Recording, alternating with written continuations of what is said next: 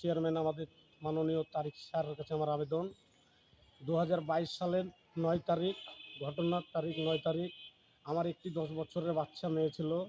তাকে ধর্ষণ করে শামীম, রকি, টিয়ালম, গোলাপ, বাবু সহকারী আমার বাড়ির পাশে পারভিন তারাকে সহযোগিতা করে ঢোকা বাড়াতে। আমি থানায় যাই, তাদের 6 জনের নামে মামলা কোন করি। থানায়? কাশিয়াডাঙ্গা থানায় যেয়ে আমি মামলা করি তাদের নামে 6 জনের নামে। সেখান থেকে 2 জনের নামে মামলা হয়, 4 জনের নাম বাদ দেওয়া দেয় কেটে। এটা কি কে করেছিল এটা? এটা মৌসুমী দারোগা মৌসুমী সুলতানা। আর এই ওসি ছিল কে? পারভেজ? ওসি ছিল মাসুদ পারভেজ। আচ্ছা। তাদের কাছে যে আমি মামলা করি। হুম। আমি মূর্খ মানুষ। আমার সাথে থানাতে বিশাল মারামারি।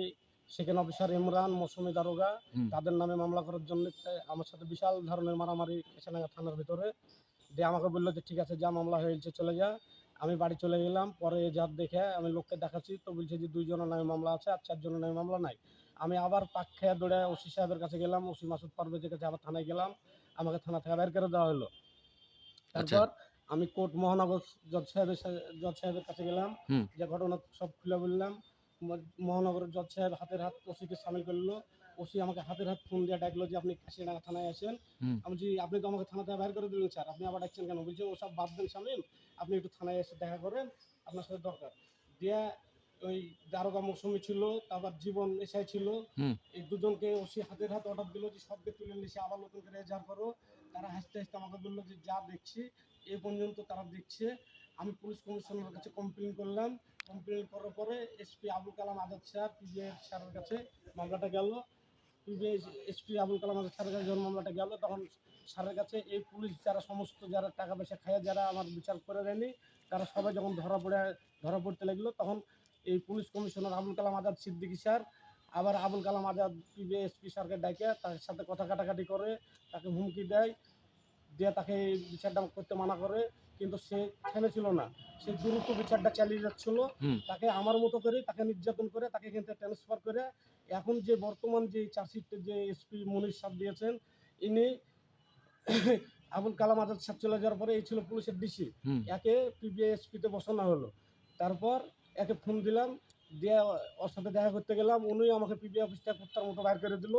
দেওয়ার পরে এই চার্জশিটটা উনি সই আচ্ছা, করে কোর্টে পাঠিয়ে দিল। আচ্ছা। তো নারী শিশু এক আদালতে তোমার মামলাটা বিচারাধীন আছে। জি, নারী শিশু এক আদালতের কাছে আমার বিচারের জন্য মামলাটা এসেছে। আমি আশা করছি যে নারী শিশু আ কোর্টের কাছে আমি মামলার বিচারটা পাবো। তুমি কি ওই চার্জশিটের এগেইনস্টে নারাজি দিয়েছো? হ্যাঁ, আমি চার্জশিটের এগেইনস্টে নারাজি দিয়েছি। আগামীকাল এই নারাজি দাখিলের ডেট আছে হ্যাঁ, এই এই 2 2 তারিখে? তারিখে রবিবারের ডেট আছে। মানে ফেব্রুয়ারি মাসের 2 তারিখে? ফেব্রুয়ারি মাসের 2 তারিখে আমার মেইন আচ্ছা। ডেট আছে। তো তোমার সুরতহাল রিপোর্টে দেখা যাচ্ছে যে ছেঁড়া একটু কাপড়ের অংশ উদ্ধার করা হয়েছে এরকম লেখা আছে। আমি তুমি কি, আমার কি জমা মেয়ের দিয়েছিলা তার কাছে? আমি আমার মেয়ের পায়জামা জমা দিয়েছি, জামা জমা দিয়েছি, দড়ি জমা দিয়েছি। হুম।